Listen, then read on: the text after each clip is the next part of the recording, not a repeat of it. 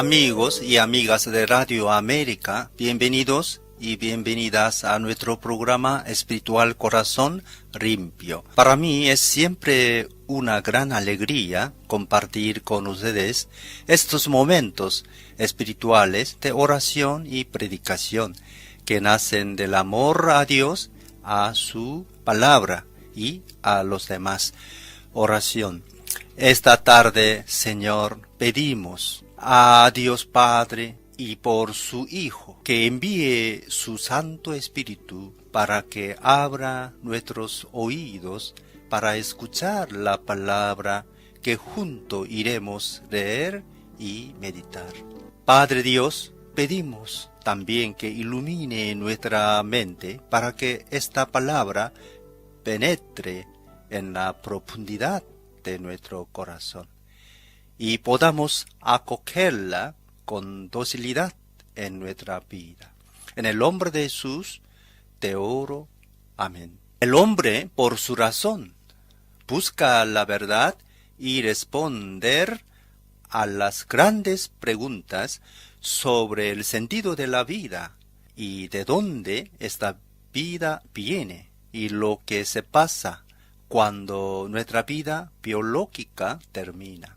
El centurión buscaba el sentido de su vida y creyó en Dios y en Mesías. También como iremos a encontrar en nuestra meditación odierna, buscaba la palabra divina y la encontremos en Jesucristo. Este centurión es un arquetipo del hombre nacional que busca sus raíces divinas y el sentido de su vida. Hoy meditaremos sobre Lucas, capítulo 7, versículos 1 a 10, que intitulamos La fe del centurión romano. Este texto tiene su paralelo en Mateo 8, 5, 13, y para algunos estudiosos también en Juan 4, 43, 54. En Juan se trata del funcionario de ley y los sinópticos de un oficial romano, jefe de soldados, un pagano, como subrayan los evangelistas. Pero lo más importante es la fe en Jesús, porque es esa que hace que la sanación ocurra. En Mateo, la sanación del siervo del centurión es puesta entre la cura de un leproso y la cura de la suegra de Pedro. El evangelista concluye la presentación de estos tres milagros citando a Isaías 53, 4, que dice que Él tomó nuestras flaquezas y cargó con nuestras enfermedades. Eso para decir que Jesús es el siervo de Dios que carga con las enfermedades de su pueblo. En Juan, la sanación del hijo de funcionario de ley es el segundo signo de Jesús, y está puesta luego después que Jesús se manifestó como Salvador del mundo, Juan 4, 42, en el episodio del encuentro con la samaritana. El evangelista quiere resaltar la grandeza del signo que se produce como para los demás evangelistas a distancia y la importancia que los signos ejercen en el cuarto evangelio. También es subrayada la fe del funcionario que primero creyó en la palabra de Jesús, Juan 4:50, y después creyó él como toda su casa, Juan 4:53. Nosotros veremos este episodio a partir del Evangelio de Lucas, pero vale la pena leer los paralelos que citamos para tener una visión de conjunto. El evangelista Lucas, antes del encuentro de Jesús con el centurión, concluye su sermón sobre las bienaventuranzas que encontramos en el capítulo 6, con una clara invitación a poner en práctica las palabras de Jesús, porque no es suficiente clamar el nombre del Señor y no hacer lo que dice. El que solo clama, dice Jesús, es como un hombre que construye su vida sobre la arena y que en los momentos difíciles de la vida no aguanta, no queda de pie. Al contrario, quien escucha y practica su palabra, ese construye su vida sobre la roca y nada ni nadie puede derribarlo porque tiene en sí la fuerza de Dios. Escuchamos ahora nuestro texto de hoy, Lucas 7, 1 a 10. Cuando terminó de hablar al pueblo, Jesús entró en Capernaum.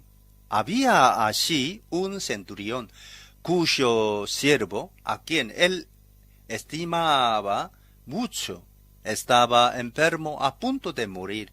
Como oyó hablar de Jesús, el centurión mandó a unos dirigentes de los judíos a pedirle que fuera a sanar su siervo. Cuando llegaron ante Jesús, le rogaron con insistencia: «Este hombre merece que le concedas lo que te pide. Aprecia tanto nuestra nación que nos ha construido una sinagoga». Así que Jesús fue con ellos. No estaba lejos de la casa cuando el centurión mandó unos amigos a decirle: «Señor, no te tomes tanta molestia, pues no merezco que entres bajo mi techo. Por eso, ni siquiera me atreví a presentarme a ti, pero con una sola palabra que digas, quedará sano mi siervo. Yo mismo obedezco órdenes superiores y además tengo soldados bajo mi autoridad. Le digo a uno: ve, y va, y al otro: ven, y viene.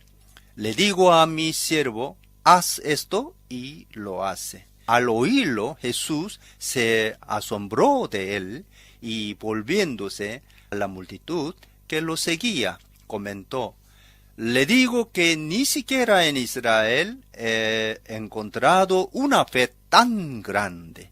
Al regresar a casa, los enviados encontraron sano al siervo. Comento: este episodio ocurre en Capernaum, una ciudad que está en la frontera con legiones paganas, y narra el camino de fe de un centurión pagano. Este tenía un siervo a quien quería mucho y que estaba muy enfermo, a punto de morir. Él le quería mucho a este siervo y buscaba la manera de ayudarlo para que sanara. Dice el texto que oyó hablar de Jesús y logró llegar hasta él por intermedio de algunos ancianos que quizá conocían a Jesús y sabían cómo encontrarse con él. Estos le tenían gran aprecio al centurión por haberle construido una sinagoga. Quizás este era un prosélito, es decir, un simpatizante de la religión judaica. Los ancianos llegaron hasta Jesús y le rogaron con insistencia que le concediera lo que el centurión pedía, porque amaba al pueblo judaico y lo favorecía. Sobresale en todo eso la autoridad de Jesús y la consideración con la cual es tratado por los jefes del pueblo por el centurión. El centurión se movía por el Espíritu Santo y creía en Mesías. Eso es la fe. Jesús acompañó a los ancianos y cuando llegaron cerca de la casa del centurión, envió otra embajada, esta vez de amigos, para decirle a Jesús que no se incomodará porque no era digno que Jesús entrara en su casa.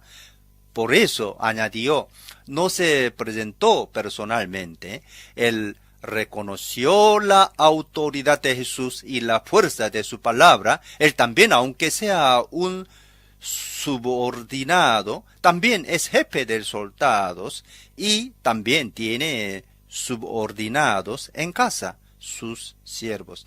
Y cuando él da una orden, todos sus subordinados le obedecen. Y después de eso dice algo de inusitado para un pagano. Él dice, reconociendo el gran poder de la palabra de Jesús, que es suficiente que éste diga una sola palabra y su siervo será curado. Jesús, admirado, dice a la gente que lo seguía, es decir, a los jefes del pueblo, que incluía también los jefes de la sinagoga, que ni siquiera en Israel, entre el pueblo elegido, ha encontrado una fe tan grande, y es esta fe en Jesús, que para él hasta entonces era un desconocido, que curará a su siervo. El texto no termina diciendo que curando regresaron a casa, los enviados encontraron sano al siervo. Es el único milagro en Lucas que acontece sin la presencia física de Jesús. En Mateo, además de este, encontramos la cura de su hija, de la mujer cananea. Mateo 15, 21 a 28. Este capítulo 7 de Lucas nos ayuda a coger la llamada hecha a los paganos para que se abren a la fe en Jesús. La fe del centurión abre la estrada para todos, no importa su cultura o religión, que quieren abrirse a la fe en Jesús Cristo. Otro centurión lo encontramos en Marcos 15:39, que estaba acostumbrado a ver muchas personas morir en la cruz después que vio a Jesús expirar de aquella manera, dice el texto, es decir, entregando su espíritu a Dios y a la humanidad, expresando amor hasta el fin, sin hablar nada malo, sino perdonando a todos, incluso a quien los estaba matando, y al ladrón crucificado a su lado. Percibió que en Jesús hay algo más que un hombre, y declaró, verdaderamente este hombre era hijo de Dios. El centurión fue movido por el amor perfecto que salía de Jesús a hacer esta confesión de fe. Y esta es la primera profesión de fe de un pagano que reconoce a Jesús como hijo de Dios. Son estos lindos testimonios de fe en la palabra de Jesús, el Dios que se hizo hombre, que nos animan a nosotros oyentes para que sigamos por el mismo camino. El Hecho 10, otro texto que, como sabemos, es la continuación del Evangelio, encontramos el episodio de otro centurión de nombre Cornelio. El cuento de encuentro de Cornelio con Pedro y su conversión, aunque construido con elementos maravillosos como visiones, voz del cielo, ángel del Señor, etc. Es un episodio central en el conjunto del libro de los Hechos, porque se trata del primer pagano recibido en la comunidad cristiana. En Hecho 10:33, Cornelio dice a Pedro, a quien mandó a llamar inmediatamente, que ahora, estando todos reunidos, irán a escuchar lo que el Señor ha recomendado a Pedro de decir.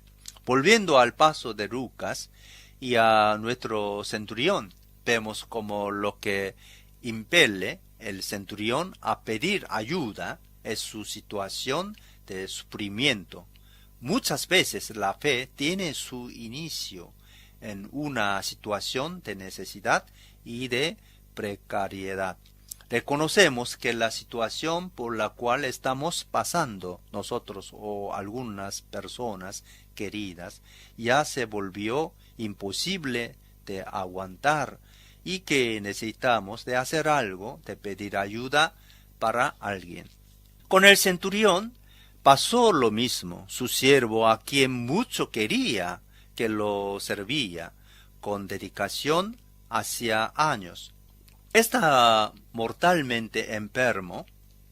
Quizás ya consultó a varios expertos para que lo curaran. Ya lo intentó todo sin éxito. Cuando parece que ya no hay más salidas, de repente se abre una puerta. El centurión se recuerda que escuchó hablar de un tal Jesús que anda por los caminos de Galilea, operando milagros y sanación.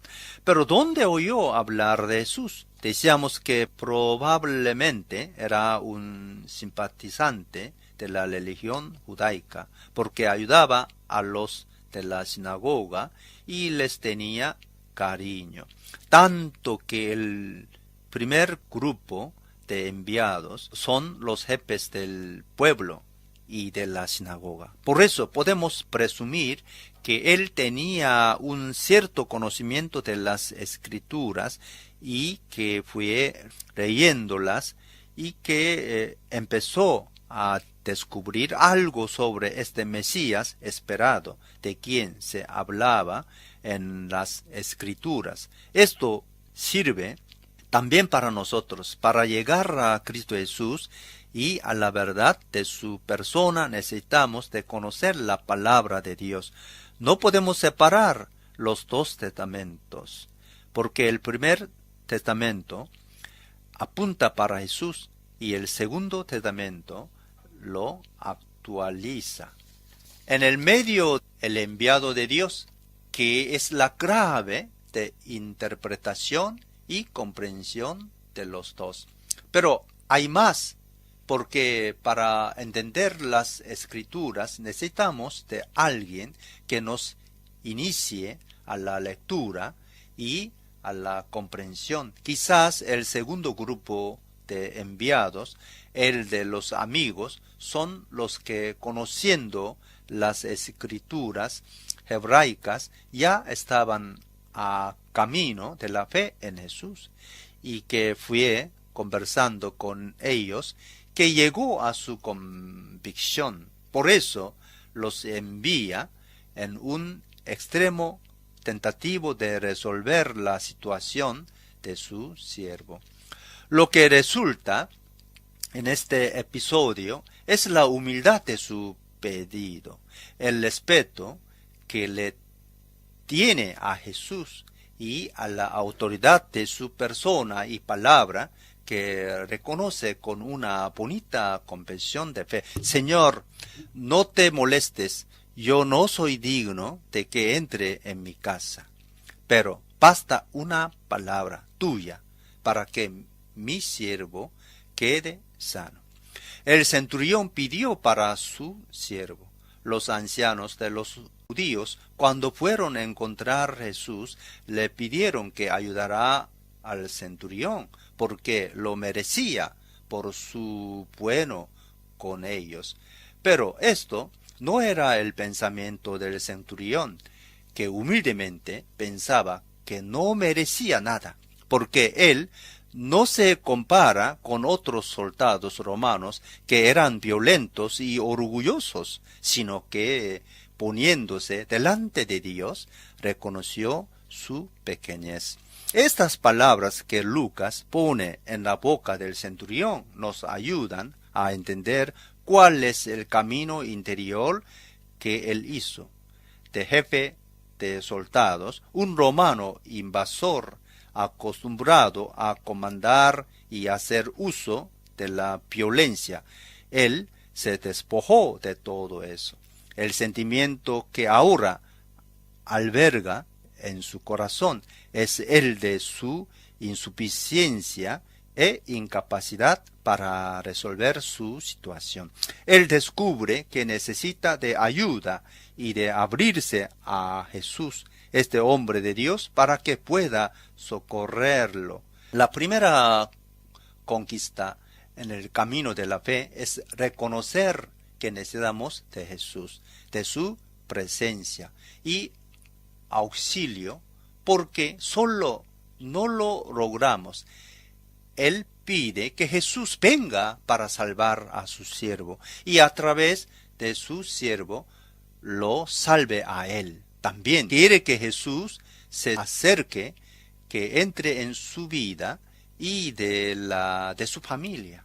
Es una gran declaración de amor y de fe.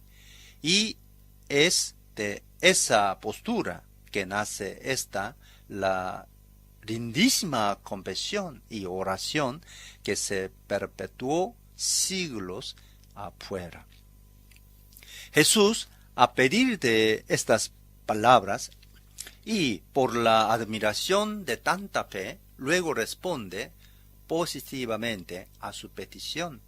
Él entra en la situación del centurión y de su siervo para compartirla y habitarla con su presencia amorosa. Es lindo ver cómo el pedido de salvación hecho con fe de quien se acerca de él mueva a Jesús hacia lo que le pide socorro. Basta una palabra, dice el centurión. Bonito es este camino de fe hecho por el centurión, camino interior que lo lleva a ser hombre nuevo. La duda ahora deja lugar a la certeza y a la confianza. Para relacionarse con Jesús en la fe, no necesitamos de muchas palabras, solo confiar, entregarse y fortalecer nuestra fe en Jesús y en su palabra. Las únicas cosas de que Dios puede maravillarse son la fe o la incredulidad. Marcos 6:6, la falta de fe de sus conciudadanos. Fe e incredulidad son el espacio donde actúa nuestra libertad humana que Dios respeta. Por eso que en los evangelios, cuando hay una sanación u otro milagro, la frase que recorre es: tu fe te salvó. Sin fe nada se pasa, porque la falta de confianza en un obstáculo que impide a Dios de actuar en la vida de quien que sea. A partir de este encuentro de Jesús con la necesidad humana, con la enfermedad, con la falta de sentido, con la muerte prematura de las personas, queremos reflexionar brevemente sobre cómo Jesús se relaciona con las personas que le piden ayuda y que pide que hagan sus seguidores a este respecto. Antes de todo, Jesús entró en la acción con toda categoría de personas, porque Él no hace distinción de personas. Jesús acogió a todos los que se aproximaron de Él, ni importa su credo, su trabajo, su nacionalidad, pero tuvo palabras duras contra aquellos que por sentirse superiores a los demás los despreciaban. Lucas 6, 24 a 26. Su vida fue de empatía, atención, acogida, sanación, el encuentro con los rostros y los cuerpos desfigurados de los hermanos y hermanas. En humanidad fue una especie de Biblia viviente en la vida de Jesús. Estos fueron para él una enseñanza sobre lo humano y una revelación de lo divino. Toda su vida fue un descentrarse de sí, un salir de su ego rumbo al encuentro con los demás. Él solo pensó, como dijo Pedro, en hacer el bien, como leemos en Hechos capítulo 10, versículos 38b. Él pasó haciendo el bien y curando a todos.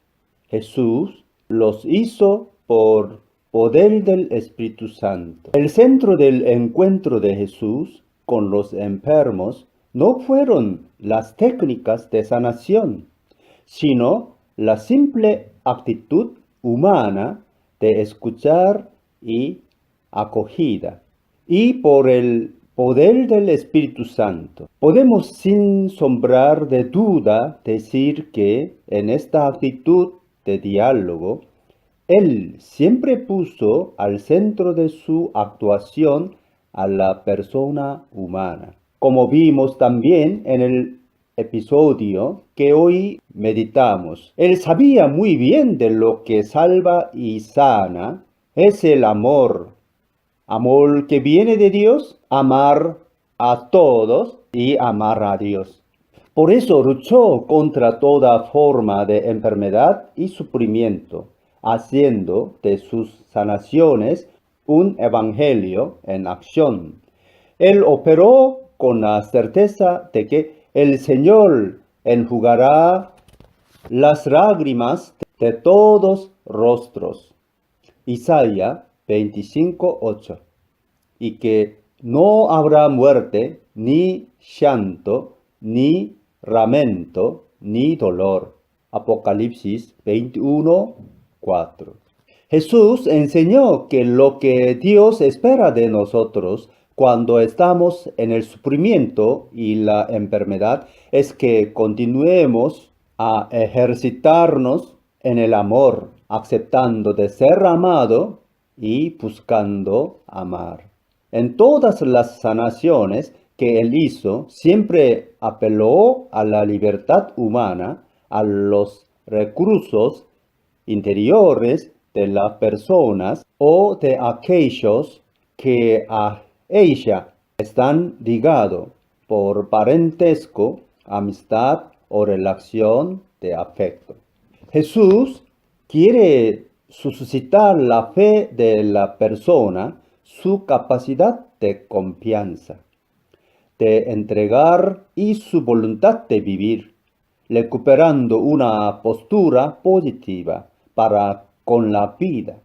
Por eso, Él comparte con los suyos su autoridad, Marcos 6:7, y su poder, Lucas 9:1. La fe y la confianza son fundamentales para quien quiere ser sanado o pide una sanación para alguien. La fe, leemos en Romanos 10:17, nace de la escuchar. Jesús nos mostró esa verdad en su actuación y nos convida a vivir en una dimensión de escuchar y confianza mutua. Es cuando nos ponemos en diálogo con los demás que llegamos a la verdad de sus personas y a la verdad de nosotros mismos. Y a través de eso, al encuentro con el otro por excelencia, que es Dios.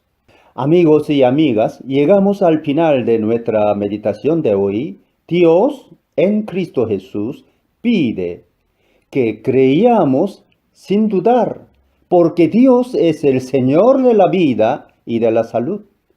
Solo en la fe, es decir, en el encuentro con Él, podemos recuperar nuestra vida en plenitud. Como vimos, Jesús nos enseñó que muchas de las enfermedades de su tiempo y también de nuestro tiempo nacen de una falta de escuchar mutua y de diálogo, del desinterés de los unos para con los otros. Yo no hablo de todas enfermedades, sino muchas de las enfermedades vienen de una falta de amor. Hoy día también podríamos con la oración, el cuidado, la atención, la acogida y la valorización mutua, evitar o sanar muchas de las enfermedades que acometen la humanidad y vivir una vida mejor. Hay que aprender de Jesús y abrir nuestro corazón en una dinámica de amor para con todos.